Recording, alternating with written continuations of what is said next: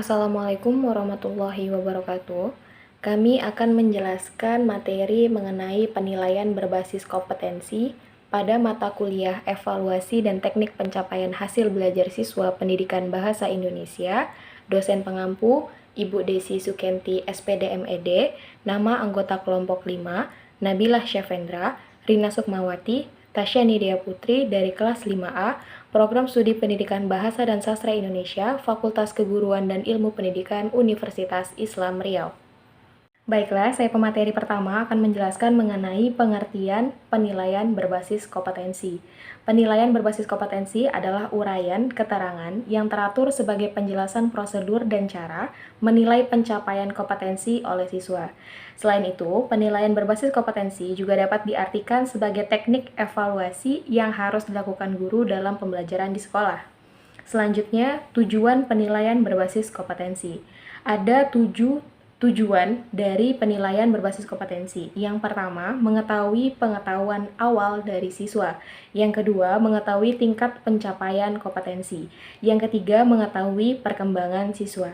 Yang keempat, mendiagnosis kesulitan belajar siswa. Yang kelima, mengetahui hasil dari suatu proses pembelajaran. Yang keenam, dapat memotivasi siswa dalam belajar. Yang ketujuh, memberikan umpan balik kepada guru tentang pembelajaran yang dikelola. Selanjutnya, mengenai fungsi penilaian berbasis kompetensi. Yang pertama adalah sebagai bahan pertimbangan dalam menentukan kenaikan kelas. Yang kedua, umpan balik dalam perbaikan program pengajaran. Yang ketiga, alat pendorong dalam meningkatkan kemampuan peserta didik. Yang keempat, sebagai alat bagi peserta didik untuk melakukan evaluasi terhadap kinerja. Yang kelima, melakukan introspeksi terhadap diri. Baik, saya Rina Sukmawati akan melanjutkan materi yang telah disampaikan oleh teman saya tadi. Ciri-ciri penilaian berbasis kompetensi. 1. Harus memenuhi prinsip-prinsip dasar penilaian. 2. Harus menggunakan acuan dan patokan belajar tuntas. 3. Berorientasi pada kompetensi. 4.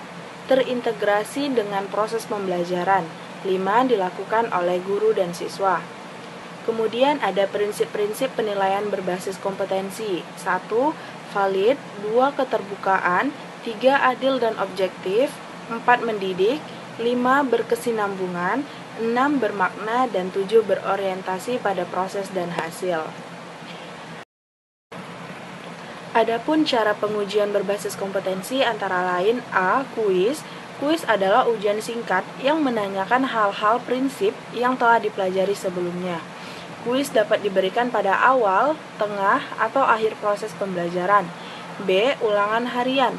Ulangan harian merupakan ujian formatif setelah selesai pembahasan satu kompetensi tertentu untuk mengukur siswa setelah belajar satu kompetensi. C. Tugas individu kelompok. Tugas individu atau kelompok adalah tugas yang didapat diberikan setiap minggu dengan bentuk soal uraian atau soal terbuka. D. Ulangan semester.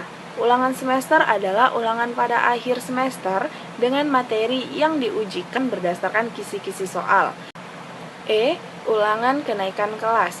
Ulangan kenaikan kelas adalah ulangan dengan materi yang diujikan mengacu pada ketentuan materi terkait pada kemampuan esensial, berkelanjutan, memiliki nilai aplikatif, atau dibutuhkan untuk belajar pada bidang lain. Saya Tasya Nidia Putri, NPM 1962-10973 dari kelompok 5 pemateri ketiga yang akan menjelaskan tentang bentuk soal pada pengujian berbasis kompetensi. Yang pertama ada pertanyaan lisan. Pertanyaan lisan merupakan cara efektif untuk mengetahui seberapa jauh siswa mencapai suatu kompetensi dasar tertentu. Yang kedua, soal objektif.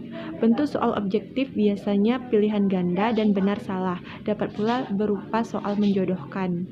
Selanjutnya ada soal uraian. Soal uraian menuntut siswa untuk menggunakan respon atau menguraikan langkah untuk memperoleh atas jawaban soal tersebut. Penskoran dilakukan secara analitik, yaitu setiap penyelesaian langkah diberi skor.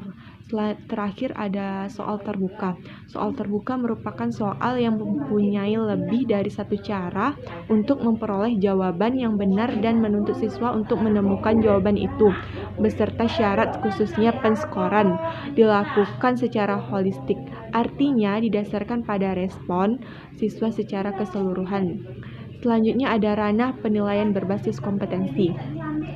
Penilaian terhadap pencapaian kompetensi siswa yang mencakup penilaian pada ranah kognitif, afektif, dan fisikomotor. Penilaian yang sudah terbiasa dilakukan dalam pembelajaran selama ini adalah penilaian menyangkut ranah kognitif. Penilaian ranah kognitif umumnya dilakukan dengan tes tertulis dan bentuk soalnya pilihan ganda. Penilaian ini dilakukan setelah siswa mempelajari suatu kompetensi dasar yang harus dicapai. Kompetensi siswa dalam ranah afektif yang perlu dinilai utamanya menyangkut sikap dan minat siswa dan dalam belajar. Secara teknis, penilaian ranah afektif dilakukan melalui dua hal yaitu laporan oleh siswa yang biasanya dilakukan dengan pengisian angket. Selanjutnya ada kompetensi siswa dalam ranah fisikomotor, menyangkut gerak otot kecil. Kemampuan fisikomotor yang dibina dalam belajar, misalnya pada pelajaran fisika berkaitan dengan kemampuan mengukur dan satuan tertentu. Baiklah, itulah penjelasan terkait penilaian berbasis kompetensi. Kurang lebihnya mohon maaf. Wabillahi taufiq wal hidayah. Wassalamualaikum warahmatullahi wabarakatuh.